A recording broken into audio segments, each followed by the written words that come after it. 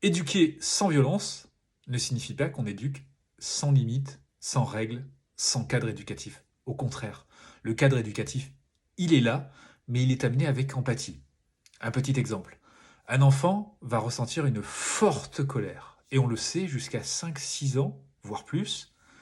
Son cortex orbitofrontal qui est ici n'est pas assez fort, n'est pas assez structuré pour pouvoir réguler le cerveau émotionnel construit autour de l'amygdale cérébrale qu'il y a derrière. Ça signifie que son émotion va complètement le déborder. Il va être envahi par l'émotion et il va donc être dans l'impulsivité. Ça veut dire que le comportement que va adopter l'enfant lorsqu'il va ressentir une émotion n'est absolument pas contrôlable.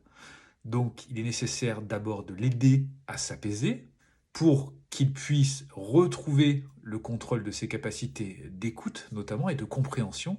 Et souvent le réflexe que nous avons, c'est face à cette expression de la colère, c'est que nous pouvons ressentir nous aussi de la colère et finalement rentrer dans le même processus que l'enfant. C'est-à-dire que nous n'allons plus raisonner, mais nous allons laisser notre cerveau émotionnel aux commandes. Et ça peut donc donner des situations où nous allons crier sur l'enfant.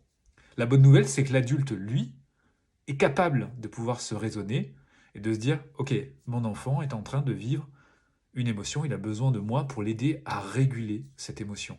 On peut aussi se dire, bah tiens, la colère que je ressens là maintenant, c'est pas par rapport à la situation qui est devant mes yeux. L'adulte est capable de se raisonner parce que son cerveau est suffisamment mature pour cela. C'est la tour de contrôle du cerveau qui permet ça, le cortex orbitofrontal. Nous revenons sur l'enfant. L'enfant, lui, n'est pas capable de ça. Nous devons donc essayer de le réconforter, de l'apaiser. Pour cela, on peut verbaliser ce que nous voyons que l'enfant ressent, se mettre à son niveau, lui parler doucement. Parfois, il ne veut pas être approché. On va quand même rester près de lui. On va veiller à ce qu'il ne se fasse pas mal. Donc, il sera peut-être nécessaire de le contenir doucement. Et petit à petit, comme je le disais, il va retrouver ses capacités d'écoute et de compréhension. À ce moment-là, nous pourrons lui demander ce qu'il s'est passé. Et le travail n'est pas fini. Au contraire, nous allons pouvoir travailler avec l'enfant au calme. Parce que une émotion donne un comportement, mais on peut s'entraîner lors d'activités émotionnelles à dire à l'enfant, bah tiens, imagine tu ressens de la colère là, qu'est-ce que tu pourrais faire? Et donc on peut demander à l'enfant d'imiter la colère et lui dire, voilà, quelles sont tes options? Tu peux aller marcher, sauter sur place, bref, construire peut-être une roue des choix, qui sera un outil ludique qui va pouvoir être utilisé dans des temps calmes, mais en fait l'utilisation répétitive de cet outil va être petit à petit intégrée dans le fonctionnement. Et on va bien veiller aussi à dire à l'enfant, voilà les signes précurseurs de ta colère. Quand tu sens que tu es en train d'avoir les poings serrés, que tes mâchoires sont rigides, que tes sourcils se froncent, que tu sens que ton cœur s'emballe, à ce moment-là, tu peux aller dans ton espace de retour au calme, un espace dans lequel on aura pris soin de mettre une boîte dans laquelle il y aura des outils pour revenir au calme. Ça peut être une balle qu'on va presser, ça va être un coussin, un doudou, des roues des émotions, comme on a évoqué. Bref, ces outils seront à disposition de l'enfant en libre service. Et évidemment, il y a un outil qu'il est nécessaire que l'enfant connaisse, c'est les soins de son parent. En réalité, un des meilleurs moyens de revenir au calme pour un enfant, eh bien, c'est de demander un câlin, parce que le contact physique va créer la sécrétion d'ocytocine, et cette ocytocine permet notamment de baisser le taux de cortisol, qui est donc l'hormone du stress.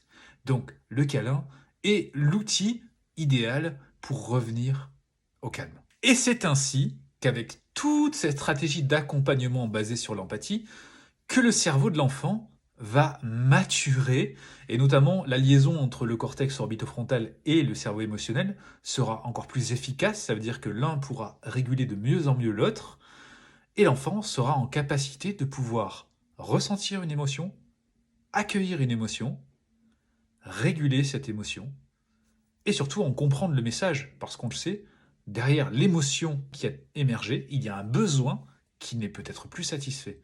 Donc on va guider l'enfant vers cette verbalisation de l'émotion, certes, mais aussi de la verbalisation de son besoin.